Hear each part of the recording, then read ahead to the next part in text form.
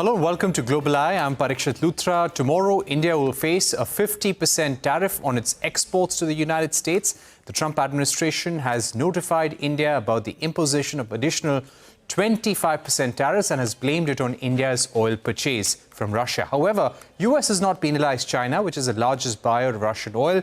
India's tariff rate is now higher than all of its peers in Asia and the neighboring countries like Vietnam, Malaysia, Indonesia and Philippines all have tariffs in the range of 19 to 20%. Only Brazil and India face the highest tariff rate of 50%. South Africa and China also face levies of 30% currently.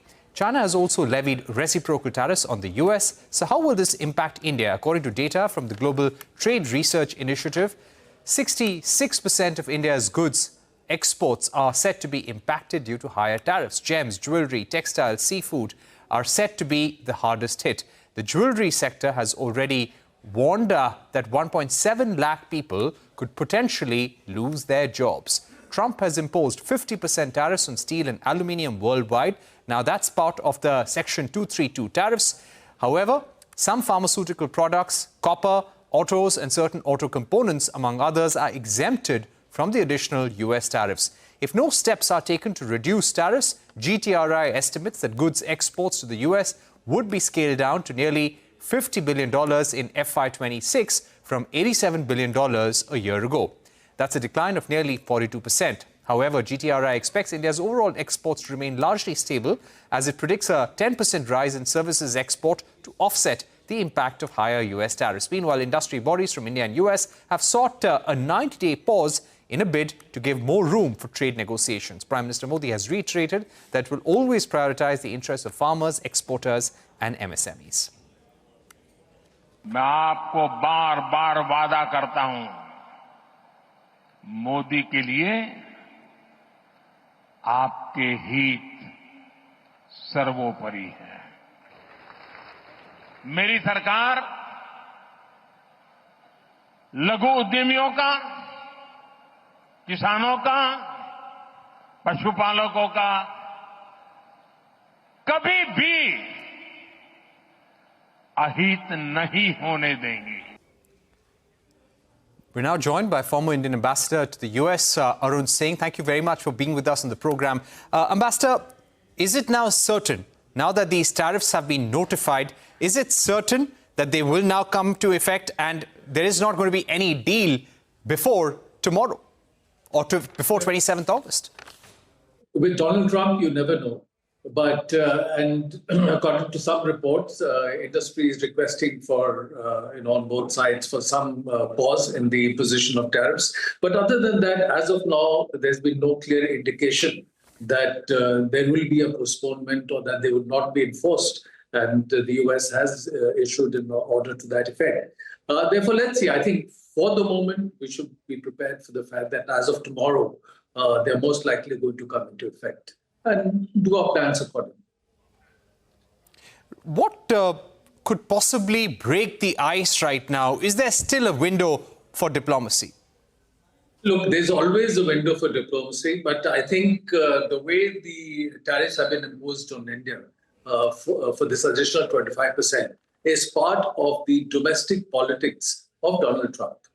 He has projected that he would resolve the Russia-Ukraine conflict in one day, in 24 hours. And then he had this meeting with President Putin. He's come under criticism that he's not been able to take any effective action to resolve the Russia-Ukraine conflict. Also, he has not taken any additional measures against Russia since becoming president. So he's coming under criticism for that. He doesn't want to take any action against China, because China, as you mentioned, imports much more energy than India does, because China has shown countervailing power. And China has imposed reciprocal tariffs, as a result of which, when they had gone above 100% in each case, the US bond market had got destabilized, and Trump gave a 90-day pause. China has also shown countervailing power through imposing export controls on rare earths, critical materials, which US needs badly for its industry. So at this stage, Donald Trump does not want to take any action against China. And so since he was coming under criticism and he felt that he needed to take some action, he's decided to take action against India, levying this additional tariff. Because Ambassador Arun Singh, it is also being said It is also being said, and this is something that External Affairs Minister Jaishankar alluded to, that this cannot be just about Russian oil, because if it was about Russian oil, then why single out India and not go after China? Is there any other reason that is upsetting Donald Trump?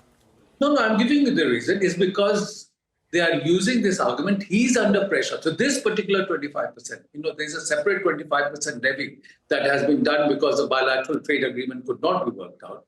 But this particular 25%, they have cited that India is buying from Russia. Now, which is not justified, because as we've discussed, China is buying more from Russia than India is doing.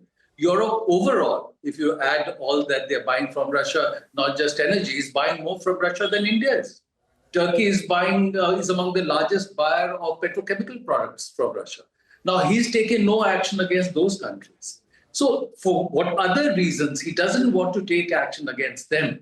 And he needs to show domestically that he has taken some action targeting Russia. So for whatever reason, they've decided that they could take this additional action against India when they're not prepared to take action against other countries. But the consequence of this is that in India, it will be interpreted as US being a coercive and unreliable partner.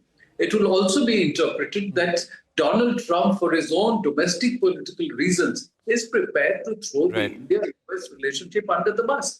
And so there will be consequences flowing for that. And we have to keep that aspect in mind. What do you think could really help India at this juncture? Can India do anything which will help put a pause on these additional 25% tariff? Or you feel that too much water has flown under the bridge now? Ultimately, no. I think ultimately US has to make an assessment that the India relationship is important for them. They've said, if you saw recently, for example, when the new US ambassador to India, his name was announced, in the tweet that Secretary of State Rubio put out, he said India remains one of the most important relationships for Russia, for the United States. So they have to understand that if the India relationship is important to them, then they have to handle India differently. For example, with China, as we've discussed, they have not imposed the additional tariffs. There are reports of Donald Trump possibly going on a visit to China. It can't be ruled out that they will do a trade deal with China because they need that, given, again, the power that China has shown and export control. But despite that, US will remain in a deep economic, technological, and military competition with China. There's no other country that can provide that competition to the US. And US wants to retain its preeminent position globally. Now, if they want to do that, they will need the India partnership, because it's the technology partnership with India in many areas that has enabled many US companies to maintain their global lead in innovation. You will hear about 1,700 global capability centers in India. 20% of the global talent in semiconductor design is in India. So if they value the India relationship, they'll have to treat India differently. So when they make that assessment, that they are damaging the US-India relationship and they need to change their approach, that's when things will change. Right. Is there a threat of higher secondary sanctions against India? Currently, we're looking at secondary tariffs, but could there be secondary sanctions as a next step if Trump does not attain success with the Russia-Ukraine war? Look, if they don't attain success with Russia-Ukraine war, they cannot use India as the only leverage. They have to look for other leverages. And again, even from the perspective of US, even from the perspective of Donald Trump's domestic politics, it doesn't make sense for them to impose anything additional. And already in the US, there are voices being raised arguing that this kind of policy of the US is self-defeating. So they have to make that assessment and revise their approach. Right. And finally, I'm sure negotiations are still on. One of the suggestions that have come from industry bodies is for a conversation between Donald Trump and Prime Minister Narendra Modi. There could possibly be a meeting at the UNGA as well. There is no confirmation on whether the PM would be going there to the UN General Assembly. But what is your sense? Will a conversation between the PM and Donald Trump sort out things at the moment?